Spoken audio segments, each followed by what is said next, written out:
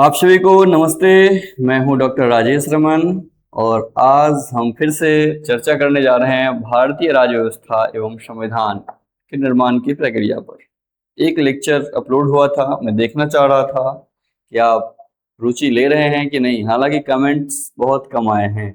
मैं चाहूँगा कि आपका कमेंट्स मिले, हमें आपका जो सुझाव है, जो आपका मैसेज है हमारे पास आए। तो एक आग्रह आपसे कि आप फीडबैक दें, आपको कैसा लगा तो हम कंटिन्यू करेंगे, अन्यथा फिर मैं मन का राजा हूं।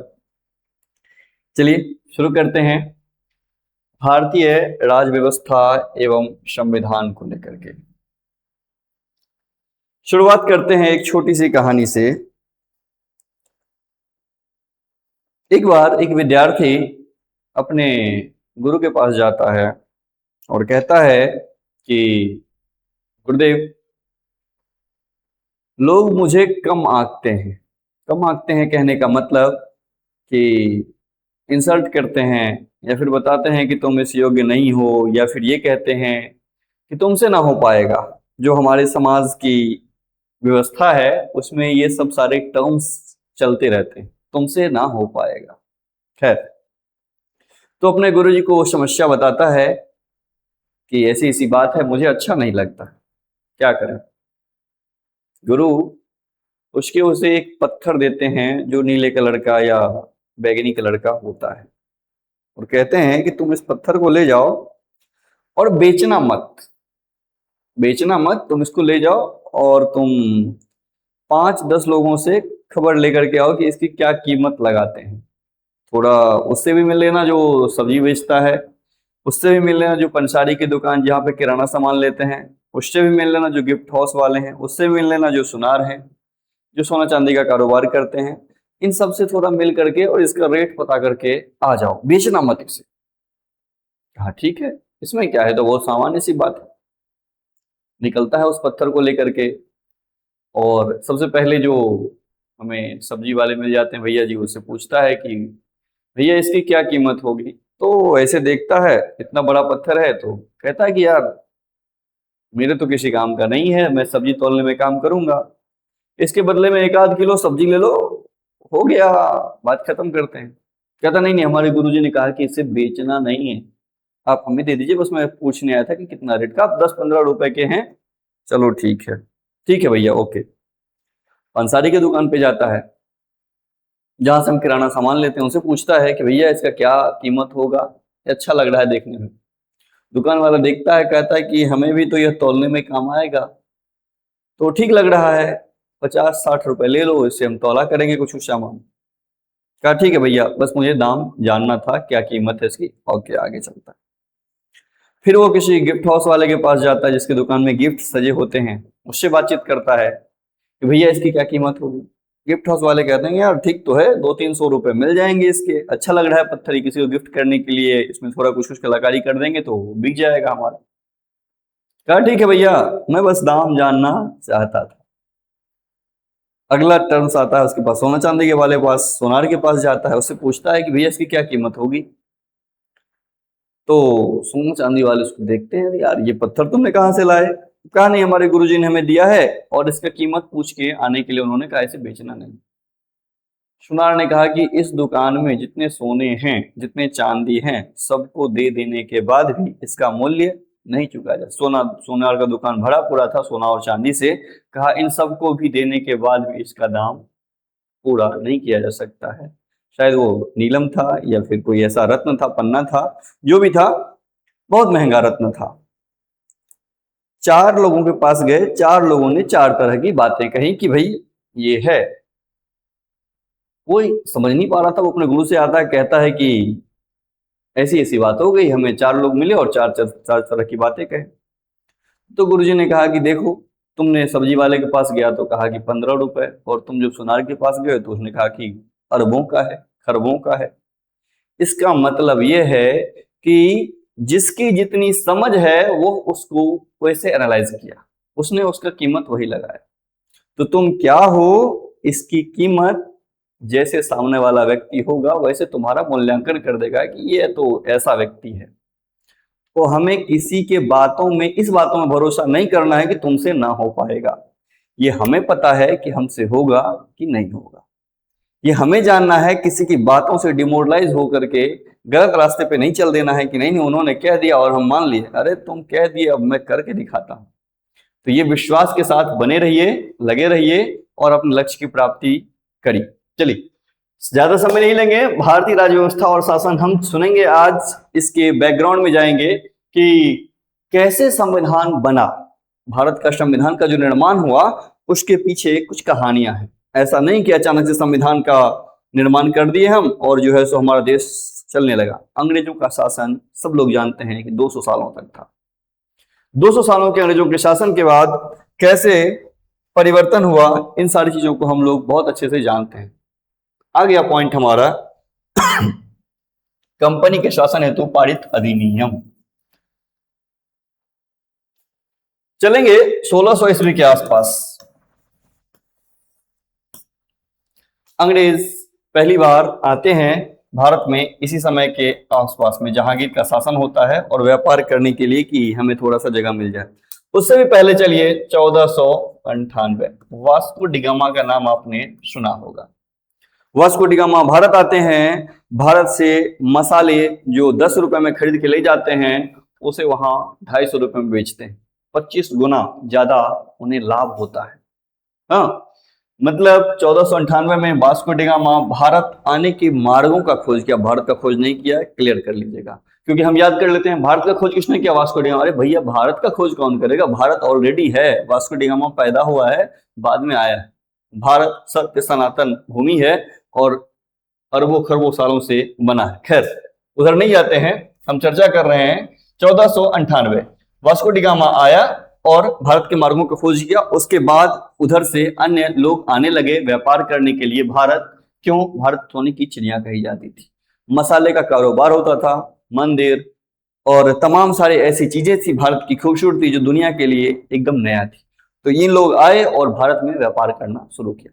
व्यापार करते करते क्या किए, भारत में हमारे देश में मतलब 565 रियासत सुने होंगे आप।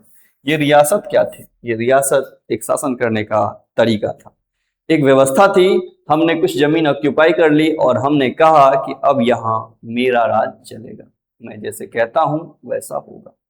इस तरह से एक अपनी राजशाही व्यवस्था बना ली गई थी।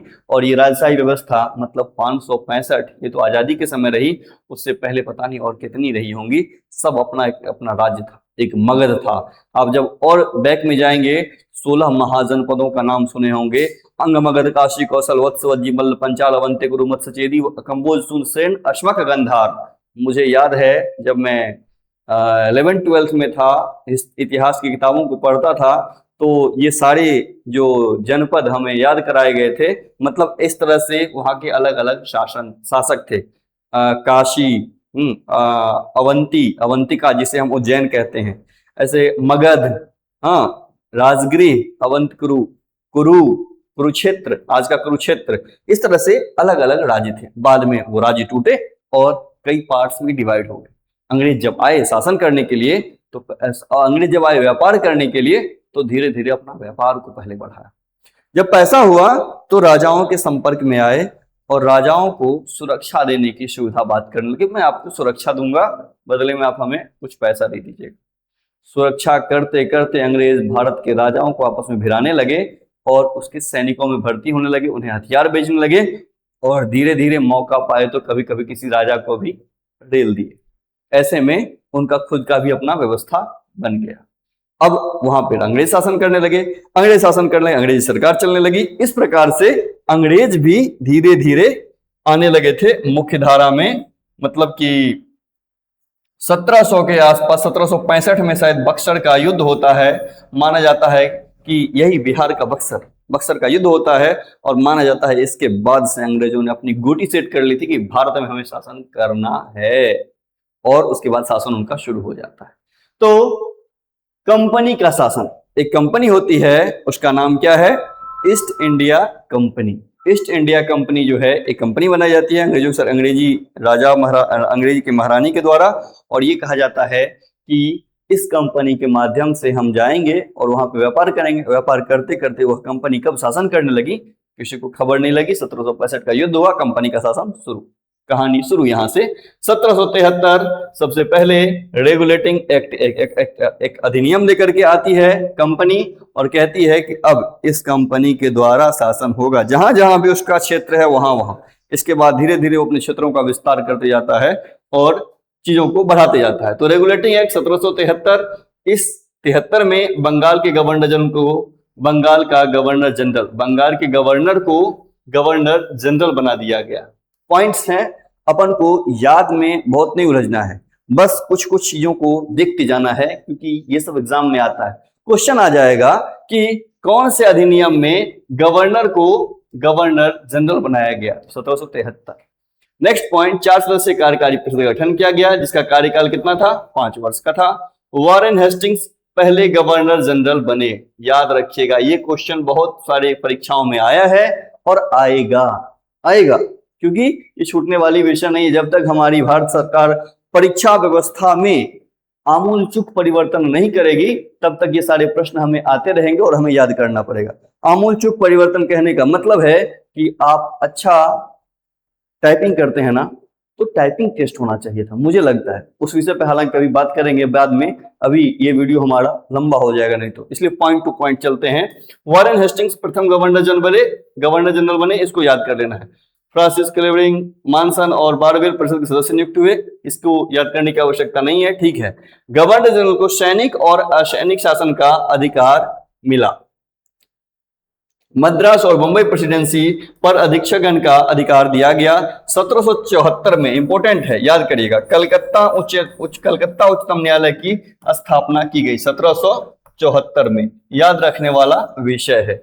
न्यायालय में मुख्य न्यायाधीश और 3 अन्य न्यायाधीश थे, ठीक है, याद समझ लीजिए। कंपनी कर्मचारियों की निजी व्यापार और उपहार लेने के लिए प्रतिबंध लगा दिया था, ये भी महत्वपूर्ण है थोड़ा सा। मतलब कि निजी व्यापार नहीं कर सकते हैं और आप उपहार नहीं ले सकते हैं, इस तरह की बात 1773 के अधिनियम में की गई थी। 1773 के अधिनियम में 3-4 बातें। एक, गवर्नर को गवर्नर जनरल बना दिया गया, जिसका कार्यकाल 5 वर्ष था। वॉरेन हेस्टिंग्स प्रथम गवर्नर जनरल बने, ये याद रखना है। और 1774 में कलकत्ता उच्चतम न्यायालय की स्थापना हुई, इसको याद रखना है। और कंपनी के कर्मचारियों को निजी व्यापार और उपहार लेने के लिए प्रतिबंध लगा दिया गया। कहानी खत्म।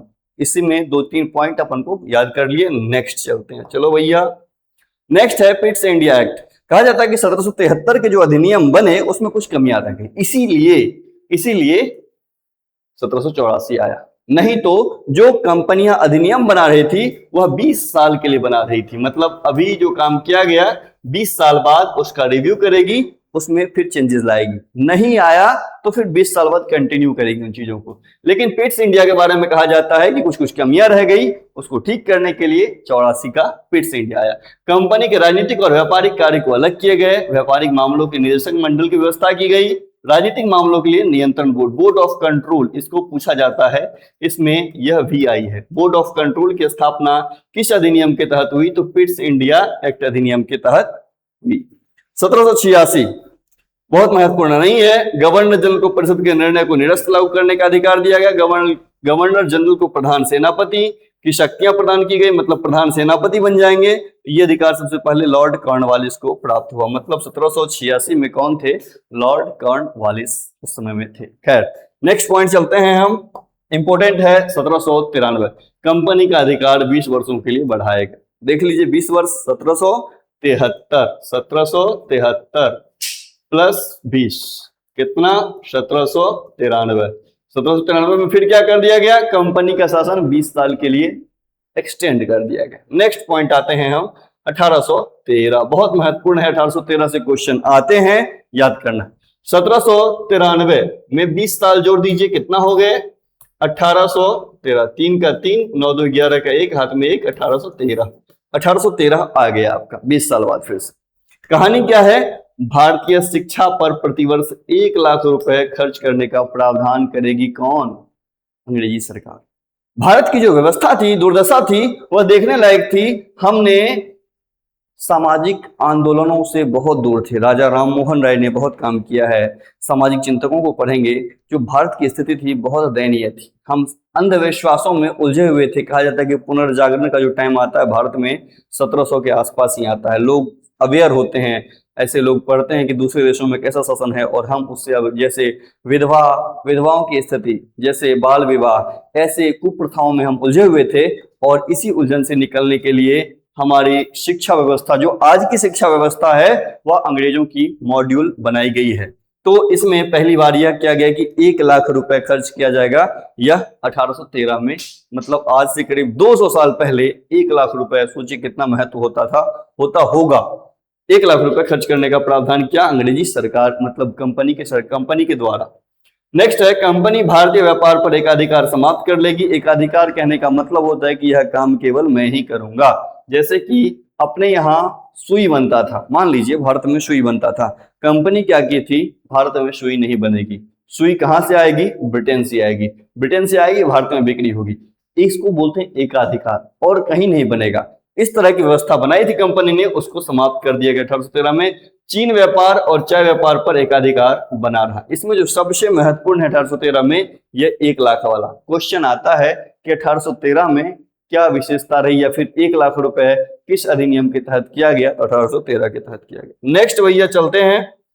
नेक्स्ट है 1833, थोड़ा महत्वपूर्ण है। बंगाल का गवर्नर जनरल भारत का गवर्नर जनरल, सॉरी, बंगाल का गवर्नर जनरल भारत का गवर्नर जनरल बन जाता है 1833 में। ध्यान रखेंगे, मतलब देखिए 1773 में शासन शुरू किया और 1833 आते आते करीब करीब 50-60 सालों में कंपनी ने अपना व्यवस्था पूरे भारत पे करने लगी थी। तो क्या कहा? बंगाल का गवर्नर जनरल, अब भारत का governor general. Lord William Bentinck Bharat के प्रथम गवर्नर जनरल बने। यह क्वेश्चन आता है। लॉर्ड विलियम बेंटिक को इसलिए भी याद रखना है क्योंकि उन्होंने सती प्रथा का अंत किया था। सती प्रथा भारतीय समाज की एक कुरूपता को दिखाती है, एक अंधविश्वास को दिखाती है, जिसमें पति के साथ पत्नी को भी जला दिया जाता था, ये कह करके कि तुम्हें मोक्ष प्राप्ति हो जाएगी। भारतीय जो अंधविश्वासों को पढ़ेंगे तो बड़ी आपको हंसी भी आएगी। यह कुप्रथाएं हैं और इसके सामाजिक जो सरोकार हैं, समाज में जो शुरू होने के कारण हैं, वो भी अलग अलग हैं। कहा जाता है कि उस समय युद्ध बहुत होते थे, पुरुषों की मृत्यु हो जाती थी और ऐसे में उनकी पत्नी, उनके बच्चे जो छूट जाते थे, उस या खास करके पत्नी को उसमें जला दिया था। अगर नहीं जलाएगा तो समाज में अव्यवस्था पैदा हो जाएगी। इसलिए अब यह मुझे तो ठीक प्रतीत नहीं होता है, आप सोचिएगा कि आपको कैसा लग रहा है। सती प्रथा को अंत करने में 2-3 लोगों का बहुत शानदार रोल रहा। एक राजा राम मोहन राय, एक लॉर्ड विलियम बेंटिक। तो लॉर्ड विलियम बेंटिक का नाम 1829 में लिया जाता है। सती प्रथा को उन्होंने पूर्ण रूप से बंद कर दिया और यह प्रथम गवर्नर जनरल बने भारत के। याद रखना है एकदम से। नेक्स्ट पॉइंट है, शासन का केंद्रीकरण किया गया। कंपनी के सभी व्यापारिक कार्य समाप्त कर दिए गए। कंपनी को केवल राजनीतिक कार्य अब करेगा। ये आया क्यों था? व्यापार करने। क्या कह रहा है? व्यापारिक कार्य खत्म, क्या शुरू करेंगे? अब केवल राजनीतिक कार्य करेंगे, हमको एडमिनिस्ट्रेशन ठीक करना है। आए थे व्यापार करने लगे राजनीति। नेक्स्ट में परिषद में कानूनी सदस्य, चौथा सदस्य जोड़ा गया। मैकाले प्रथम कानूनी सदस्य बने। ये मैकाले का जो नाम आता है, मैकाले की नीति, मैकाले की पॉलिसी, वो यही मैकाले यहीं पे एंट्री करते हैं। पूरे भारत के लिए कानून बनाने का अधिकार गवर्नर जनरल को मिला। गवर्नर जनरल कौन हुए? Lord William Bentinck. Next point है, धर्म, जन्मस्थल, वंश और वर्ण के आधार पर भेदभाव समाप्त करने का प्रावधान किया गया। अंग्रेज आए तो कुछ अच्छा किए, जिसमें एक अच्छा काम यह था कि इन अंधविश्वासों को काटने का काम शुरू किया। जैसे कि समाज में जाति व्यवस्था बहुत प्रभावी थी, छुआछूत बहुत प्रभावी थी, वर्ण व्यवस्था, ऐसी सब चीजें बहुत ज्यादा, इससे भेदभाव होता था समाज में। अंग्रेजों ने इसे काटने का प्रयास तो किया। तो खैर, नेक्स्ट पॉइंट इसमें जो महत्वपूर्ण है, बंगाल का गवर्नर जनरल भारत का गवर्नर जनरल हो गया। लॉर्ड विलियम बेंटिक भारत के प्रथम गवर्नर जनरल।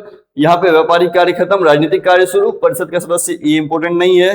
हाँ, पूरे भारत के लिए कानून बनाने का अधिकार किसको मिल गया? गवर्नर जनरल को, ये महत्वपूर्ण है। और धर्म, जन्मस्थान और वंश और वर्ण के आधार पर भेदभाव समाप्त करने का प्रावधान भी इसी में किया गया। नेक्स्ट पॉइंट है हमारा 53, अभी 100 साल नहीं हुए ब्रिटिशर्स को, 53 आ गया। 53 में कहानी शुरू हो जाती है। विधायी और कार्यपालिका शक्ति अलग की गई। विधायी मतलब कानून निर्माण की शक्ति और कार्यपालिका मतलब कानून को लागू करने की शक्ति। भारतीय केंद्रीय विधान परिषद की स्थापना की गई और जो इसमें सबसे महत्वपूर्ण है वो है सिविल सेवा की खुली प्रतियोगी परीक्षा का आयोजन किया जाने लगा। यह बहुत महत्वपूर्ण है। 1853 में ये कहानी हो जाती है। सन आता है 1857। एक सेकेंड, नेक्स्ट करें तो क्या आता है, हाँ इसमें याद रखने वाले, यहां थोड़ी सी कहानी समझनी जरूरी है। 1773 में कहानी शुरू हुआ था ईस्ट इंडिया कंपनी का और 1853 में एक अधिनियम लेकर के आती है जिसमें वह क्या करती है, ये बताती है कि भैया सिविल सेवा भी परीक्षा होगी, आप भी IAS बन के आइए और हमारे साथ काम करिए। कितना साल का शासन हो गया, 3 में से 3 गया 0, 15 में से 7 गया 8, यहां बच गया 7, 7 7 0, 80 साल लगभग शासन हुआ। 73 से 53, हाँ 80 साल का शासन कंपनी का शासन, 80 साल शासन की कंपनी ने। इसके बाद आता है सन 57 की क्रांति। खूब लड़ी मर्दानी वो तो झांसी वाली रानी थी। ये जो पंक्तियां हम सुनते हैं सुभद्रा कुमारी चौहान की, यह समय शुरू होने वाला है। 57 में अंग्रेजों ने एक नया पिस्टल बनाया, मतलब बंदूक, AK-47 टाइप का कोई राइफल बनाया गया और जिसको कि मुंह से खींचना पड़ता था और फिर चलाना पड़ता था। हथियार लेकर के ही अंग्रेज आए थे, हमें हथियार दिए और प्रभावित कर लिए थे और अब एक नया हथियार लेकर के आए जिसको कि मुंह से खींचना पड़ता था। भारत के लोग धर्म को लेकर के, चाहे वो हिंदू हो, चाहे मुसलमान हो, सिख हो, ईसाई हो, सभी लोग धर्म को लेकर के बहुत जागरूक रहते हैं या अग्रेसिव रहते हैं, या फिर ये कहे कि वो बहुत धार्मिक धर्म मानने वाले होते हैं। बहुत सारे लोग ऐसे हैं। ऐसे में ही एक नाम आता है मंगल पांडे।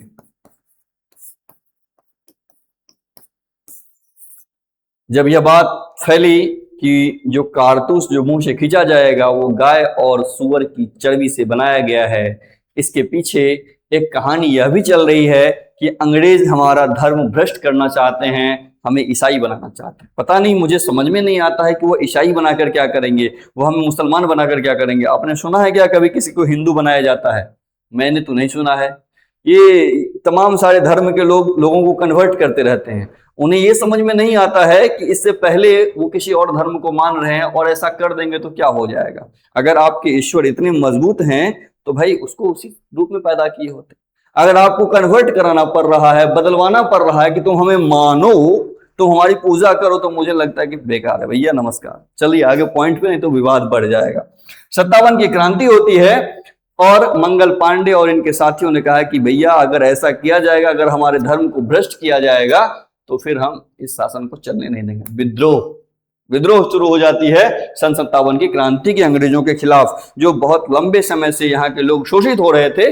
जमींदारी व्यवस्था से या फिर किसी और व्यवस्था से वो लोग प्रताड़ित हो रहे थे, खास करके किसान वर्ग को अंग्रेज बहुत समय तक शासन क्यों नहीं कर पाए, इसके पीछे था किसानों का शोषण।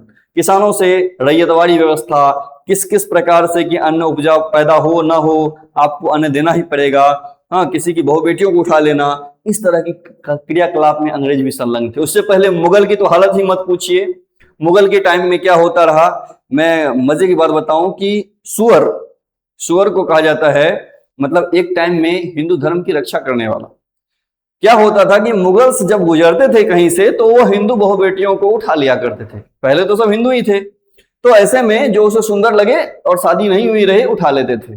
तो ऐसे में सुअरों की बलि दी जाने लगी, क्योंकि मुसलमानों को सुअर से बहुत नफरत।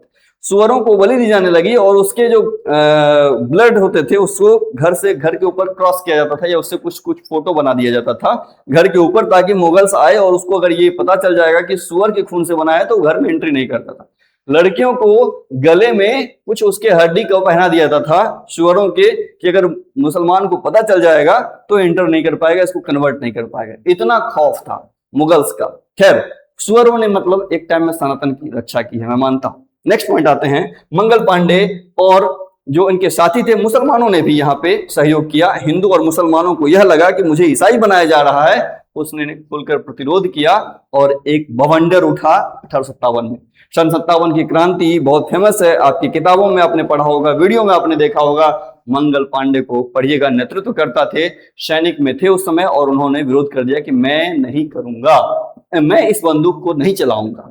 और उसके बाद विरोध बढ़ता गया, और विरोध इतना नहीं बढ़ा तब, और भारत के पास कोई ऐसा नेता नहीं था कि वो भारत का नेतृत्व करे, या अंग्रेजों ने इस प्रकार से शासन को अपने सेटअप कर लिया था कि भारत के पास कुछ नहीं था। कुछ समय तक यह गुबार उठा और फिर फूट गया, हमारा शासन खत्म।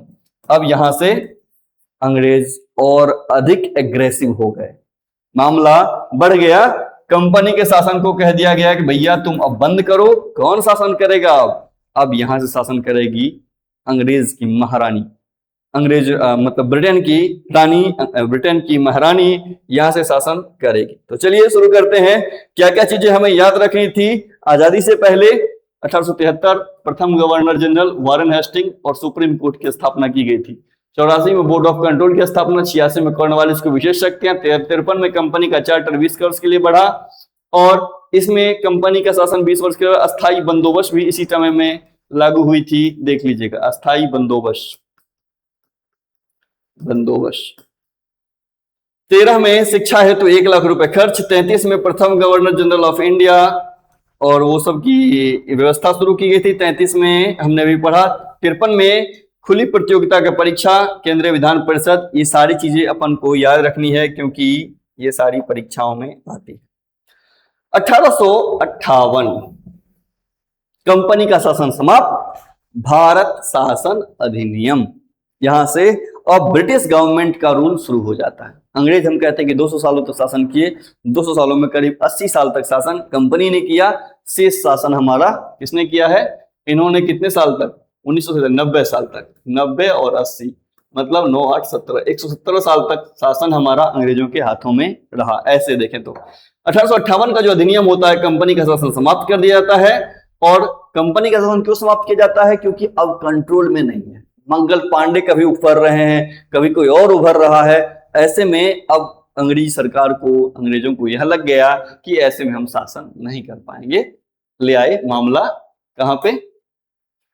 अंग्रेज महारानी को कंपनी का शासन समाप्त कर दिया गया। ब्रिटिश ताज, ब्रिटिश ताज कहने का मतलब जो ताज पहना रहता है,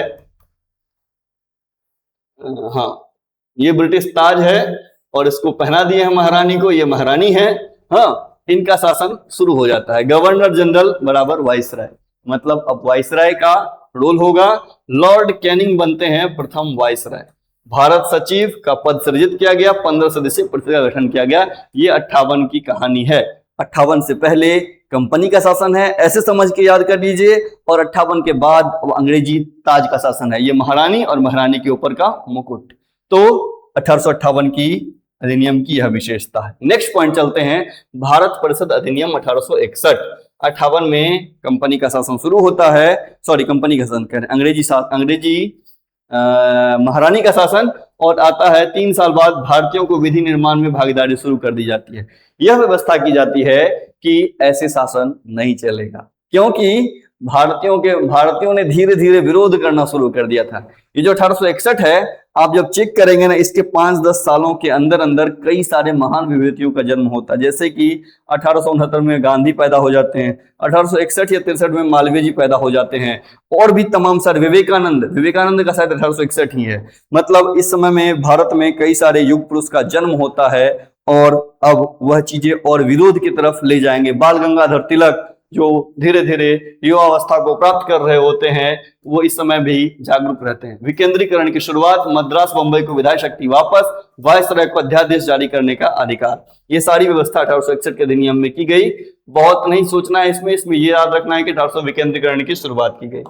नेक्स्ट पॉइंट चलते हैं 1892, 1861 के बाद 1892। अब 20 साल पर जो कंपनी का अधिनियम आता था वो सिस्टम नहीं है। देखा जा रहा है कि कब परिवर्तन करना है, क्योंकि ब्रिटिश ताज है, महारानी की जब इच्छा होगी तब सोचा जाएगा। तो विधान परिषद सदस्यों की संख्या बढ़ाई गई, बजट पर चर्चा का अधिकार दिया गया। इसमें यह सबसे महत्वपूर्ण है, बजट पर चर्चा का अधिकार। पूछा जाता है प्रश्नों में कि बजट पर चर्चा का अधिकार किस अधिनियम में दिया गया? 1892 के अधिनियम में। प्रश्न पूछने का अधिकार दिया गया, सीमित निर्वाचन प्रणाली की शुरुआत की। प्रश्न पूछने का शुरुआत तो किया गया, लेकिन उसमें यह किया गया कि एक ही बार प्रश्न पूछ सकते हैं आप, दोबारा प्रश्न नहीं पूछ। जैसे हमसे पूछा गया या फिर हमने विधानसभा में पूछा कि सर इस प्रश्न का जवाब दीजिए, और मैं उस प्रश्न से संतुष्ट नहीं हूं तो मैं फिर दोबारा प्रति उत्तर प्रश्न पूछूं, ऐसा अधिकार नहीं था। एक प्रश्न हमने पूछ दिया कि सर इसका उत्तर क्या होगा, उन्होंने उत्तर दिया, नहीं दिया ये उनकी इच्छा है, अब यहीं पे कहानी खत्म। 1892 के अधिनियम की यह विशेषता है। नेक्स्ट पॉइंट चलते हैं भैया। भारत परिषद अधिनियम 1909, मार्ले मिंटो सुधार योजना। मार्ले 3 करिए और मिंटो 3 करिए, मतलब 3 तिया के 9, ऐसे करके याद रखिए 1909। मार्ले मिंटो सुधार 1909, ऐसे करके याद कर लीजिए, बहुत आता है। देखिए क्या हुआ था, अंग्रेज आए, उससे पहले जो मुगल थे, मुगलों ने तो भारत पर जो किया किया, ठीक है, हम भूल गए। हमने कहा कि चलो यार हिंदू मुसलमान सिख क्या ईसाई क्या सब मिलके रहते हैं, और वही व्यवस्था है भी आगे जीने के लिए कि हम एक दूसरे से प्रतिरोध ना करें, विरोध ना करें, हमें मिल मिला कर रहना है। और जिंदगी कितने साल की, 60-70 साल की तो जिंदगी है, आदमी चला ही जाता है। 20-22 साल में लोगों को समझ में आता है कि कौन हिंदू कौन मुसलमान, नहीं तो जब छोटे थे तो पता ही नहीं चलता था कि इसका क्या मतलब है। तो जब आजादी का तराने शुरू हो जाते हैं, आजादी के गीत शुरू हो जाती है, तो हिंदू मुसलमान एक हो जाते हैं। अब अंग्रेज चाहता है कि इन दोनों को तोड़ो। कैसे तोड़ोगे, तो कोई नया पेंच लगाओ। अभी मामला फंस गया है खान सर का और रोशन आनंद सर का। तो एक गोरखनाथ पांडे की मुझे वो पंक्ति याद आती है कि एक आदमी रोटी बेलता है, एक आदमी रोटी खाता है, एक तीसरा भी है जो न रोटी बेलता है न रोटी खाता है, वह तीसरा रोटी से खेलता है। मैं पूछता हूं यह तीसरा आदमी कौन है, मेरे देश की संसद क्यों मौन है।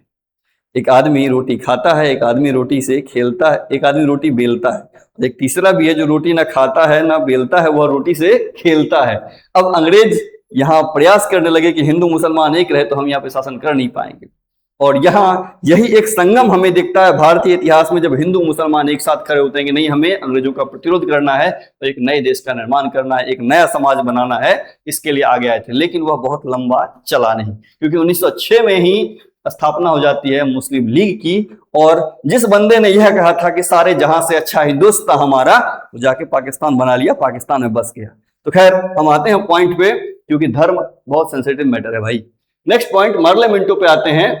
भारतीयों प्रशासन में प्रतिनिधित्व की बात की गई। 1909 से पहले एक बार याद कर लेंगे, 1905 कोई अधिनियम नहीं था। 1905 में क्या हुआ था कि हिंदू और मुसलमानों को कैसे तोड़ा जाए, तो भारतीयों ने क्या किया था कि अंग्रेजों के खिलाफ तमाम सारे आंदोलन चला रहे थे कि अंग्रेजों वापस जाओ, अंग्रेजों वापस जाओ। तो ऐसे में अंग्रेज ने क्या किया, भारतीयों को सेपरेट करने की व्यवस्था की। मुसलमानों को कुछ अधिकार दिए गए, निर्वाचन में आरक्षित किए गए कुछ जगह। हाँ, 1905 में एक आंदोलन हुआ था, स्वदेशी आंदोलन। मतलब कि जो हम कपड़ा पहन रहे हैं, जो वस्त्र पहन रहे हैं, हम भारत में निर्मित वस्त्र पहने। स्वदेशी मूवमेंट में ये मेन थीम था। अंग्रेजी सरकार या अंग्रेजों ने जो कपड़े बनाए हम उसका विरोध करें।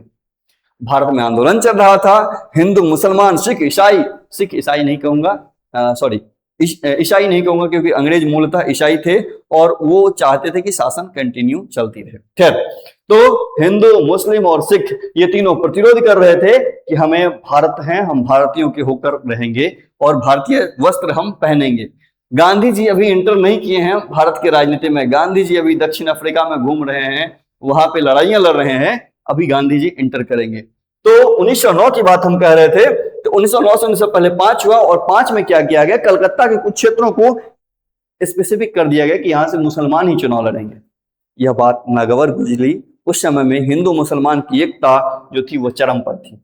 कहा जाता है कि 16 अक्टूबर 1905 को खूब इसका विरोध होता है और हिंदू मुसलमान एक दूसरे को राखी बांधते हैं कि नहीं ये हमारे तुम हो, हम तुम्हारे हैं। इस तरह की भावनाएं देश में उद्वेलित थी, चल रही थी। अंग्रेज मौका खोज रहे थे कि कैसे इन दोनों को सेपरेट किया जाए। कुछ मुसलमानों को उन्होंने चढ़ा दिया कि भाई तुम अपना बना लो एक ठो व्यवस्था, एक पार्टी बनाओ। और उसी समय में मुस्लिम लीग का गठन होता है 1906 दिसंबर 28 दिसंबर 1906 या ऐसे कुछ डेट है, दिसंबर 1906 में मुस्लिम लीग का गठन होता है।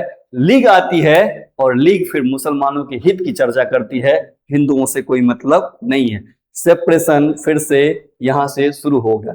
हिंदू इधर थे, मुसलमान अभी पैदा हुए 1700 के आसपास, यहाँ से आए, यहाँ पे आए, बहुत लोगों को कन्वर्ट किया, यहाँ तक चले और फिर यहाँ से अलग रास्ता मुस्लिम लीग बना करके और बाद में जाकर के यह पाकिस्तान का निर्माण कर ली। हिंदू सत्य सनातन थे, बने रहे, चलते रहे और आगे बढ़ते रहे। तो ऐसे में पाकिस्तान का निर्माण जो होता है उसकी नींव 1906 में ही खोद दी गई थी, और यह अंग्रेजों के द्वारा, क्योंकि अंग्रेजों को यह पता चल गया था कि फूट डालो और राज करो। अभी के शासन में भी आप नोटिस करिएगा, जहां पे किसी पार्टी को, पार्टियां सब एक ही हैं, एक ही थाली के सब चट्टे बट्टे हैं, कोई पार्टियां बहुत बेहतर नहीं होती है। सब पार्टी, जिस भी पार्टी को, भारत की शासन की व्यवस्था की बात करेंगे तो भारत की जनता जिम्मेदार है। मैं तो बस एक ही लाइन कहता हूं, भारत की जनता एंजॉय करती है और फिर उसने जो कृत्य किए हैं उसका एंजॉय नेताजी करते हैं। हमारे मामला बस यही है। भारत की जनता जिस दिन जाग जाएगी, 5 साल से अधिक का शासन नहीं देगी, एकदम बेहतरीन शासन चलेगा, लेकिन भारत की जनता एंजॉय करती है और फिर नेताजी एंजॉय करते हैं। खैर, बहुत नहीं उधर जाना है अपन को, आते हैं मुद्दे पे। 1905 में हिंदू मुसलमान का विभाजन करने का प्रयास शुरू करती है अंग्रेज और उसमें सफल हो जाती है। सत्येंद्र प्रसाद सिन्हा प्रथम भारतीय सदस्य बनते हैं। पृथक निर्वाचन प्रणाली शुरू हो जाती है। देखिए 1909 में वह व्यवस्था जो हमने कहा था उसकी चर्चा शुरू की थी, उन्होंने बांटा था, इसमें उन्होंने जबरदस्ती दिया कि हाँ देंगे। तो ध्यान रखेंगे 3 और गुनी 3, 9, 1909। पूरक प्रश्न पूछने का अधिकार दिया गया, जो हमने बताया कि 1892 में पूरक प्रश्न पूछने का अधिकार नहीं थे, एक प्रश्न पूछ सकते हैं, पूरक मतलब फिर से दोबारा प्रश्न पर नहीं पूछने का अधिकार था, 1909 में दे दिया गया। परिषदों की शक्तियां बढ़ गई। कहानी इतनी है। गांधी जी इंटर करेंगे 1910 में, भारत वापस लौटते हैं और नई कहानी शुरू होती है। नेक्स्ट चलते हैं हम 1919। अब देखिए प्रत्येक 10 साल पर यह नियत किया जाता है कि अब जो है 1919 के अधिनियम में कि हम रिव्यू करेंगे, जो भी हमारी शासन व्यवस्था चल रही है उसका रिव्यू करके देखेंगे कि कैसे क्या है। प्रत्यक्ष चुनाव प्रणाली की शुरुआत की जाती है, इसको मॉन्टेस्क्यू चेम्सफोर्ड सुधार भी कहते हैं। केंद्र में द्विसदनीय व्यवस्था शुरुआत की जाती है। केंद्र और प्रांतों में विषयों का विभाजन कर दिया जाता है। प्रांतों में द्वैध शासन, इसको याद करना है, वीवीआई है। प्रांतों में द्वैध शासन कब शुरू होता है? 1919 में। आरक्षित और हस्तांतरित विषय की बात की जाती है। उत्तरदायी शासन शब्द पहली बार प्रयोग होता है। साइमन आयोग का प्रावधान होता है। एक पॉइंट जो हमें लगता है छूट गया है वो ये है कि लोक सेवा आयोग की स्थापना इसी अधिनियम से की जाती है। और भी कुछ महत्वपूर्ण मुद्दे होंगे, जैसे कि हमने कहा कि प्रत्येक 10 साल पर अंग्रेजों ने शासन करेगी, इस चीज को चेक करने की व्यवस्था जो साइमन कमीशन 1928 में आता है, वह भी इसी अधिनियम के तहत प्रावधान किया गया था कि इस तरह से अब चेंजेस होंगे। अब आइए थोड़ी सी कहानी शुरू करते हैं। हम आपको बैकग्राउंड में ले चलते हैं कि उधर बैकग्राउंड में क्या हो रहा है।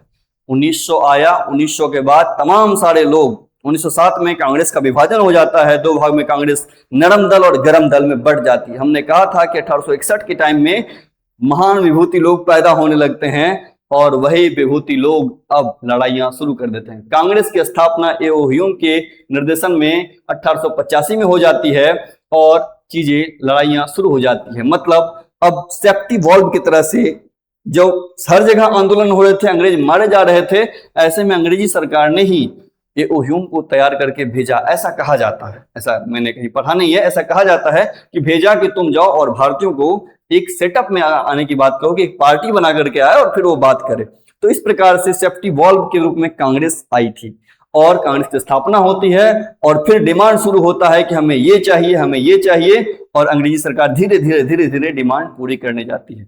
लेकिन बात बढ़ जाती है जब 1905 आता है, स्वदेशी आंदोलन होता है, बहुत सारे लोग खड़े हो जाते हैं कि अब हमें आजादी चाहिए, अब आजादी के लिए लड़ना है हमें। और कोई मारपीट करता है, कोई बम उड़ा देता है, कोई बंदूक चला देता है, अंग्रेज मारे जाते हैं, अंग्रेजों को तकलीफ होती है। अब ऐसे में वो प्रयास करने लगता है कि क्या करें, कैसे करें। तो गांधी का एंट्री 1910।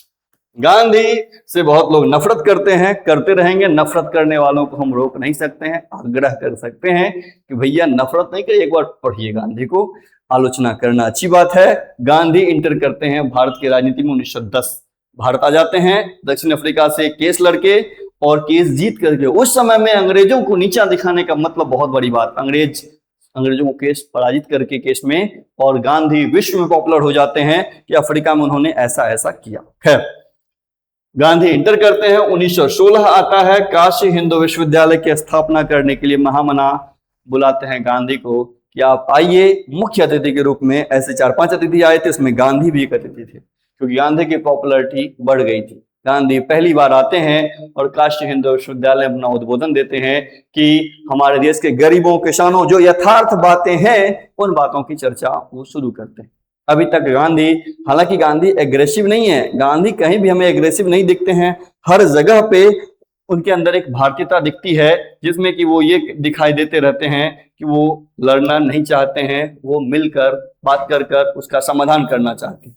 तो 1910 में गांधी इंटर कर जाते हैं। 1916 में 4 फरवरी 1916 को काशी हिंदू विश्वविद्यालय की स्थापना होती रहती है, और ऐसे में गांधी को पहला मौका मिलता है कि भारत की आजादी की बात करे, भारत के लोगों की बात करे, भारत के किसानों की बात करे, और वह प्रक्रिया शुरू हो जाती है। गांधी धीरे धीरे भारतीय समाज को स्वीकार हो जाता है, गांधी धीरे धीरे पॉपुलर लीडर हो जाते हैं। नेक्स्ट पॉइंट, इसके अलावा बहुत सारी घटनाएं घट रही होती है, भगत सिंह, सुखदेव, राजगुरु, ऐसे तमाम सारे लोग आते हैं धीरे धीरे और कहानी को पलटने लगते हैं। अंग्रेज सरकार डर जाती है, अंग्रेजों के अंदर भय पैदा होने लगता है, वह किसी न किसी प्रकार से चाहता है कि हम भारतीयों को रोके, प्रभावित करें। 1919 का जलियांवाला बाग हत्याकांड 13 अप्रैल 1919 को घटित होता है। ये एक फ्रस्ट्रेशन है अंग्रेजी सरकार का। फ्रस्ट्रेशन कहने का मतलब कि अब उसे समझ में नहीं आ रहा है कि वो शासन कैसे करे। तो जनरल डायर थे, उन्होंने सीधे कहा कि एक बैसाखी का मेला लगा था कहा जाता है, और वहां पे बहुत सारी भीड़ इकट्ठा थी, और उन्होंने सीधे गोली मारने का आदेश दे दिया था, और उसमें बहुत सारे हजार लोग हमारे मारे जाते हैं, सिख भाई बहन। तो ऐसे में 13 अप्रैल 1919 को घटना घटित होती है, और उसके बाद तमाम सारे भारतीय नेता जो है सो उसका विरोध करने लगते हैं। 1921 में आता है आपका असहयोग आंदोलन। इसमें जिक्र नहीं है इसलिए मैं बता दे रहा हूं कि उसमें और क्या क्या घटित घटनाएं हुई। 1921 में असहयोग आंदोलन गांधी के द्वारा लाया जाता है। पहली बार घर से महिलाएं निकलती है गांधी के कहने पर कि हाँ, हमें अंग्रेजों का विरोध करना है। हालांकि यह 1-1.5 साल में ध्वस्त हो जाता है, चौरी चौरा हत्याकांड हो जाता है। गांधी अपने सिद्धांतों से अडिग रहते हैं, हटते नहीं हैं। बहुत सारे लोग कहते हैं कि अगर गांधी थोड़ा चाहते, थोड़ा सा समय देते, तो हो सकता है कि हम आजादी 1920-21 में ही प्राप्त कर लेते, लेकिन ऐसा हो नहीं पाया। गांधी वापस हो गए और हमारी लड़ाइयां जो है 20 साल के लिए आगे बढ़ गई। उसके बाद कुछ समय के लिए शांति रहती है। 1928 में साइमन कमीशन आता है। साइमन गो बैक का नारा लगाया जाता है लाला लाजपत राय के द्वारा कि साइमन कमीशन में सभी गोरे लोग ही हैं, और गोरे लोग कैसे बता पाएंगे कि भारत में क्या विकास चाहिए, क्या प्रगति हो, यहाँ इसमें भारतीयों को भी होना चाहिए और उनके भी राय मशवरे जानने चाहिए। Simon go back. अब देखिए मामला क्या है, किसी ना किसी तरह से हमें अंग्रेजों को परेशान करना है, किसी ना किसी तरीके से हमें विरोध करना है। हम कोई बहाना ढूंढ लेते थे और भिड़ जाते थे, और यही चलते रहा। अंग्रेजी सरकार प्रेशर में आती गई। 1931 मैकडोनल्ड के साथ चर्चा होती है, कई सारी बातें होती है। 1931 में फिर गांधी जो है 31-32 में सविनय अवज्ञा आंदोलन निकल के आते हैं। इस पर कभी अलग से चर्चा करेंगे, अभी चर्चा करेंगे तो समय भी नहीं है और आपका कॉन्सेप्ट बिल्ड नहीं होगा। नेक्स्ट 1935 एक और अधिनियम आता है जो अंग्रेजी सरकार का लगभग आखिरी अधिनियम था। संघीय शासन की स्थापना की जाती है, फेडरल सिस्टम आता है, प्रांतों में द्वैध शासन समाप्त कर दिया जाता है, केंद्र में द्वैध शासन की शुरुआत कर दी जाती है, आरबीआई की स्थापना होती है, दलित महिला श्रमिकों को निर्वाचन में शामिल किया जाता है। 1937 में संघीय न्यायालय की स्थापना की जाती है, ये बहुत महत्वपूर्ण है। बर्मा जो भारत का कभी अभिन्न अंग रहा, यह एक अलग देश बन जाता है, जिसको अभी क्या नाम कहते हैं, बर्मा ही शायद कहते हैं। नेक्स्ट है सिंध और उड़ीसा एक नया प्रांत बनता है, अपना उड़ीसा एक नया प्रांत बन जाता है। बिहार से कटकर कुछ प्रांतों में द्विसदनात्मक व्यवस्था शुरू हो जाती है। कहा जाता है कि आपकी जो संविधान है उसमें करीब करीब लगभग 200 अनुच्छेद ऐसे हैं जो 1935 के अधिनियम से ही लिए गए हैं, इसीलिए ये महत्वपूर्ण है। इतना चीज आपको याद रखना है। नेक्स्ट पॉइंट पे चलते हैं। नेक्स्ट है 1947 का अधिनियम। 15 अगस्त 1947 को देश स्वतंत्र हो जाता है। भारत पाकिस्तान 2 डोमिनियन बन जाते हैं। वाइसराय का पद समाप्त कर दिया जाता है, गवर्नर जनरल का पद सृजित किया जाता है, भारत के सम्राट की उपाधि समाप्त कर दी जाती है। इसके बीच में एक आंदोलन होता है 1942 में, करो या मरो। जो गांधी जी ने चलाया था भारत छोड़ो आंदोलन। दुनिया 1914 से 1918 में पहला विश्व युद्ध करती है और 1939 से 45 में दूसरा विश्व युद्ध, और इस विश्व युद्ध में भारत को निकलने का मौका मिलता है, बाहर निकलने का, क्योंकि ब्रिटेन अब कमजोर होते जा रहा है, उसकी शासन व्यवस्था नहीं चल पा रही है, उससे अंग्रेजी लोग मारे जा रहे हैं, भारत के लोग अंग्रेजी सरकार के प्रति उग्र होते जा रहे हैं, जहां जो मिल रहा है कूट दे रहे हैं। और इसी क्रम में क्या हो रहा है, अंग्रेज अब डर जा रहे हैं और उन्हें किसी न किसी प्रकार से अब यह है कि भारत से मुक्ति। एक बार दूसरा आंदोलन और हुआ था, सैनिकों का विद्रोह 1945 में। अंग्रेजी सरकार को लग गया कि भैया अब हम शासन नहीं कर पाएंगे।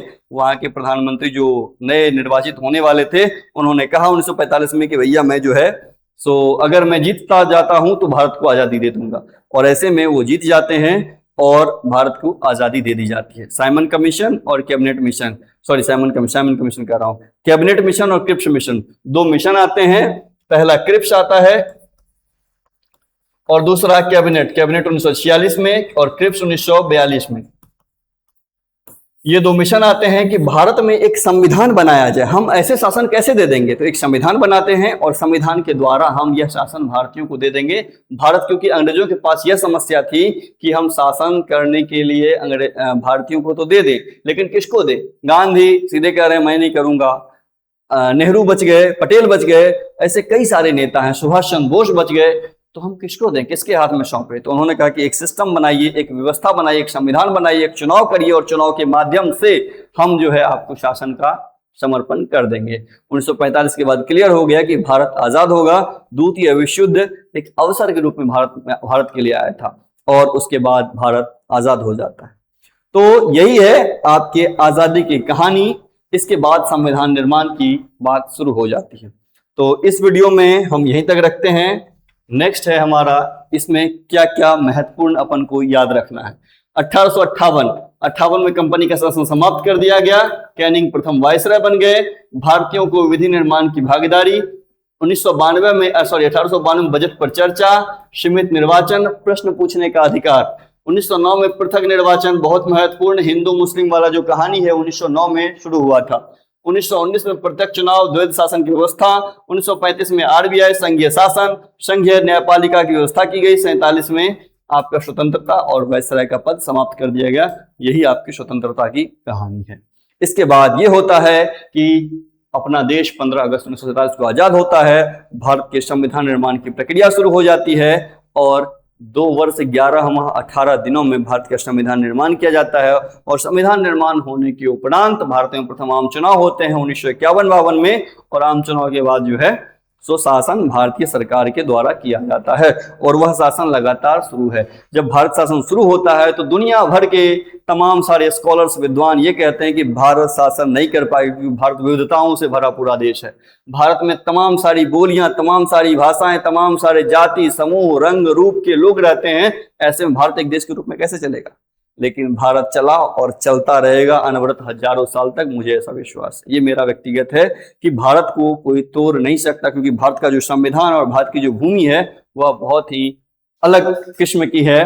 तो भारत इस मामले में बहुत स्वर्णिम है। ये बात ठीक है कि हम गलत समय को देखे हैं, अच्छे समय को भी हम देखेंगे। समय आ रहा है, इंतजार करते हैं। ये आपके अंग्रेजों की कहानी, भारत में आने की और भारत में आकर शासन करने की और फिर भारत से होकर जाने की अंग्रेजी कहानी समाप्त। अब जब हम अगली वीडियो लाएंगे तो आपको बताएंगे कि संविधान निर्माण कैसे हुआ, कौन कौन से लोग थे, अंबेडकर जी की क्या भूमिका थी, नेहरू की क्या भूमिका थी, गांधी की क्या भूमिका थी, ऐसे तमाम सारे विषयों पर। और प्रथम और द्वितीय विश्व युद्ध की भी एक बार एक झलक दिखाएंगे आपको और फिर हम आगे करते जाएंगे।